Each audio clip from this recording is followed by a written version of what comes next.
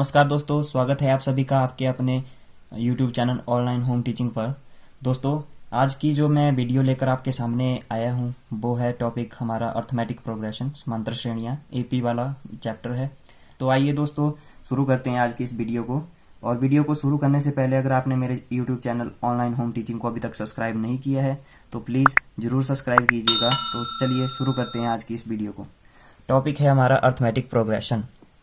इसकी अगर हम पहले डेफिनेशन देखें, एपी समांतर श्रेणी यानी कि होती क्या है, तो इसकी एक छोटी सी डेफिनेशन है, जैसे कि एक संख्याओं की एक ऐसी सूची मीन्स लिस्ट जैसे कि यानी कि मान लो हमारे पास है 1 2 3 4 5 यानी कि नेचुरल नंबर का एक सेट लेते हैं हम, तो ये हमारी एक संख्याओं की लिस्ट है।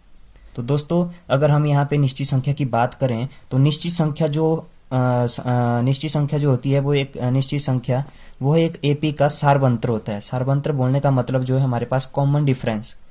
एक समांतर श्रेणी संख्याओं की एक ऐसी सूची होती है जिसमें प्रत्येक पद अपने पद में एक सारवंतर जोड़ने पर प्राप्त होता है। निश्चित संख्या का मतलब सारवंतर। जैसे मैंने संख्याओं की सूची यानी कि एक लिस्ट ली है, जैसे कि हमारे पास सेट ऑफ नेचुरल नंबर है, सेट ऑफ इंटीजर्स है, जैसे कि 1 2 3 4 5। नेचुरल नंबर मैंने पिछली वीडियो में भी बताया आपको, जो काउंटिंग नंबर होते हैं उनको नेचुरल नंबर बोलते हैं, जो 1 से स्टार्ट होते हैं, 1 2 3 4 5 अप टू इन्फिनिटी तक।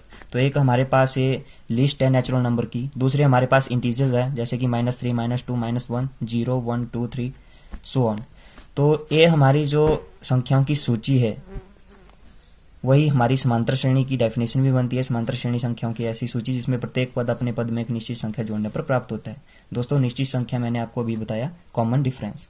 तो जैसे कि आइए हम जो हमारी एपी होती है, हमारे अर्थमेटिक प्रोग्रेशन, उसमें जो हम डिनोट करते हैं, जिन टर्म्स को हम डिनोट करते हैं, जिसमें कि पहला पद फर्स्ट टर्म को हम A1 से डिनोट करते हैं और जो हमारे पास दूसरी टर्म है उसको हम A2 से डिनोट करते हैं। वैसे ही थर्ड टर्म को A3 से, फोर्थ को A4, और जैसे जैसे आगे तक बढ़ती रहेगी तो एनर टर्म आएगी, तो एनर टर्म को हम AN से डिनोट करेंगे और जो हमारे पास सारवंतर कॉमन डिफरेंस है उसको हम D से डिनोट करेंगे।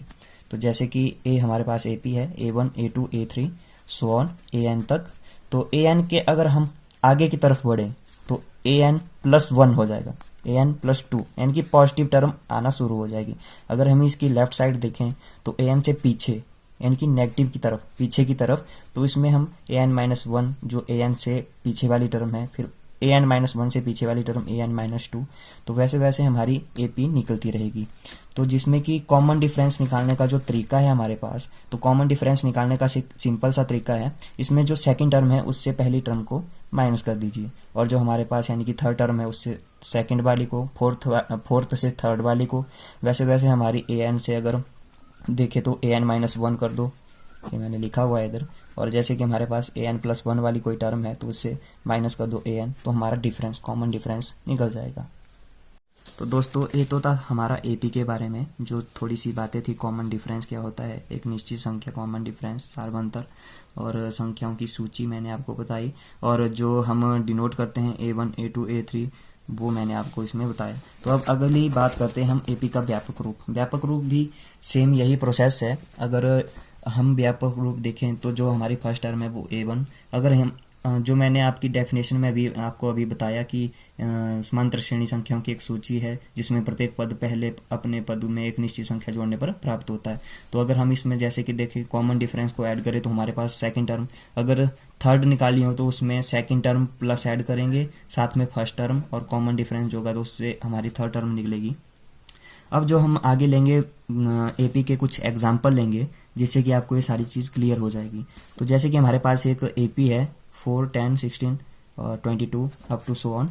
तो इसमें हमारा पहला जो फर्स्ट टर्म है वो 4 है, सेकंड 10 आ गई, और थर्ड हमारे पास 16 है, और फोर्थ हमारे पास 22 है।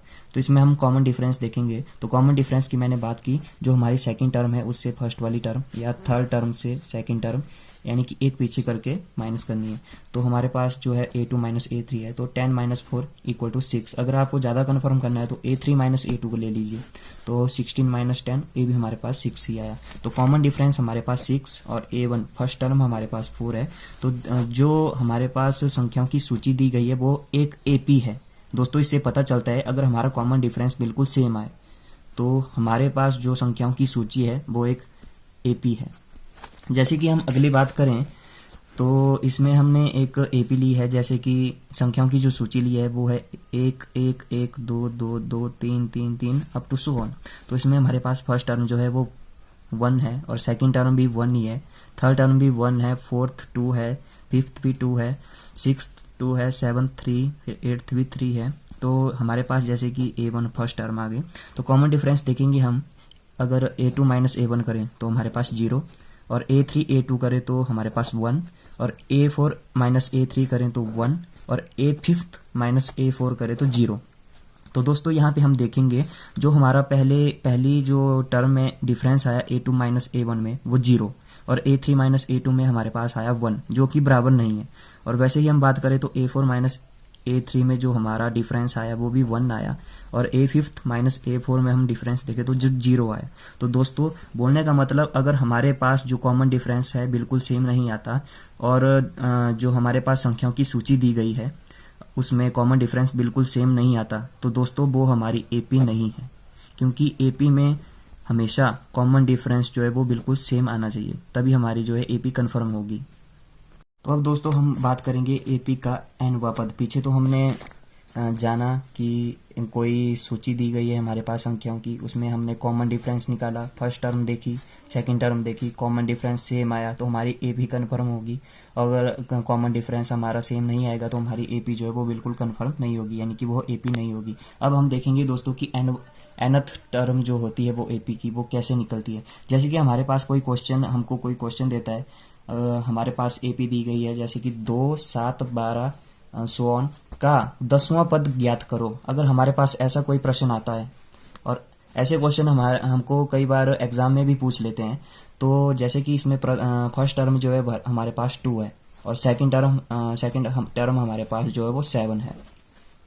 तो दोस्तों अगर इसमें जैसा कि पूछा है 10वां पद ज्ञात करो, तो ये क्वेश्चन जो है हमारे इस फॉर्मूले से सॉल्व होते हैं। एना टर्म ऑफ एन एपी, जो एना टर्म निकलती है उसमें प्रथम पद ए और सार्व अंतर डी वाली एक एपी का nवां पद an is equal to A plus N minus 1 into D द्वारा प्राप्त होता है।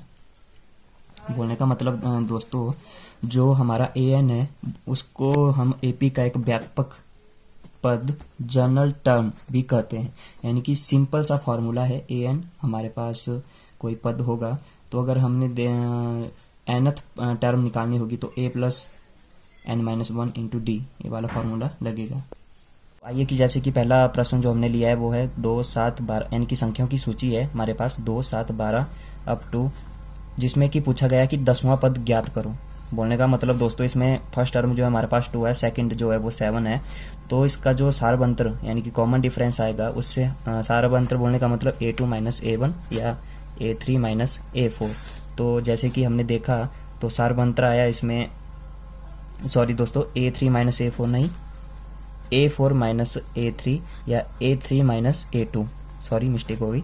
तो इसमें फर्स्ट टर्म जो है 2 है, और सारबंत्र देखेंगे, कॉमन डिफरेंस देखेंगे तो वो हमारे पास आया 7 माइनस 2 इक्वल टू 5, और कंफर्म करने के लिए 12 माइनस 7, तो ये भी हमारे पास 5 आया, यानी कि जो एपी है वो हमारी कंफर्म हो चुकी है, यानी कि एपी ही है।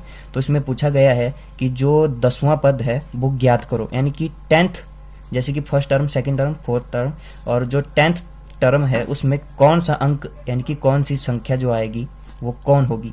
तो इसमें सीधी सिंपली सी बात है, जो हमारे पास n, ये जो हमारा n है यानी कि 10वां पद हमको दिया गया है, n की वैल्यू 10 है, तो सिंपली इस फॉर्मूले में पुट करेंगे value an is equal to A plus N minus 1 into D. तो यहाँ पे n की वैल्यू हमारे पास 10 दी गई है, तो simply first term 2 plus 10 minus 1 into 5, तो 10 से 1 गए 9 और 5 मल्टीप्लाई में तो 45 प्लस 2 47। तो दोस्तों जो हमारे पास 10वां पद होगा, यानी कि first term, second term, third term, fourth, fifth, sixth, seventh, eighth, ninth, 10th, यानी कि जो हमारे पास 10वां पद होगा वो जो उसमें संख्या होगी वो 47 होगी दोस्तों। अगला क्वेश्चन मैंने लिया है 21, 18, 15 अप टू का कौन सा पद -81 होगा। दोस्तों बोलने का मतलब यहाँ पे टर्म पूछी है, यानी कि पद पूछा है, और यहाँ पे हमको संख्या दी गई है। तो हमने देखना है जो -81 जो संख्या है वो कौन से पद पे आएगी, यानी कि an की वैल्यू हमारे पास -81 दी गई है और n को हमको फाइंड आउट करना है, यानी कि कौन सा पद होगा जहां पे -81 आएगा। तो दोस्तों फर्स्ट टर्म यहाँ पे 21 है और कॉमन डिफरेंस के लिए यहाँ पे आपको मैंने बताया था a2 -a1। तो a2 -a1 यहाँ पे करेंगे तो 18 - 21 तो हमारे पास -3। कन्फर्म करने के लिए 15 - 18 करेंगे तो वो भी -3, यानी कि दोस्तों बोलने का मतलब कॉमन डिफरेंस यहाँ पे बिल्कुल सेम है। तो AP हमारी कन्फर्म हो चुकी है। तो इसमें हमने आपको अभी बताया कि जो कौन सा पद है वो -81 है, संख्या हमको दी गई है, यानी कि an की वैल्यू हमको दी गई है यहाँ पे, और दोस्तों n की वैल्यू हमको यहाँ पे फाइंड आउट करनी है, यानी कि वो कौन सा पद है जहाँ पे -81 बनेगा। तो दोस्तों हमारे पास जो फार्मूला है वो है an is equal to a plus n-1 into D. तो an की वैल्यू यहाँ पे -81 और फर्स्ट टर्म हमारे पास 21 है और n-1 सेम एज इट, और d की वैल्यू यानी कि सारवंत्र जो है वो -3 है ब्रैकेट में। तो यहाँ पे सॉल्व करेंगे इसको, सिंपली क्वेश्चन है। तो -81 सेम एज इट और इज इक्वल टू 21 सेम, तो फिर यहाँ पे मल्टीप्लाई करेंगे, -3 को n से मल्टीप्लाई की, पॉजिटिव की टर्म है तो -3 आया और माइनस माइनस प्लस यानी कि +3 ओके। और 21 + 3 24 और -81 इज इक्वल टू 24 - 3n। तो उसके बाद हमने किया -81 और ये 24 को ले आया लेफ्ट हैंड साइड, तो साइन चेंज होगा प्लस का नेगेटिव में, तो -24 is equal to -3n same as it. तो यहाँ पे ए -81 और -24 हुए -105 इज इक्वल टू -3n, तो माइनस माइनस कैंसल और n इज इक्वल टू 105/3, तो n की वैल्यू 35। तो दोस्तों वो हमारा 35वां पद होगा जिस पे जो संख्या आएगी वो -81 होगी।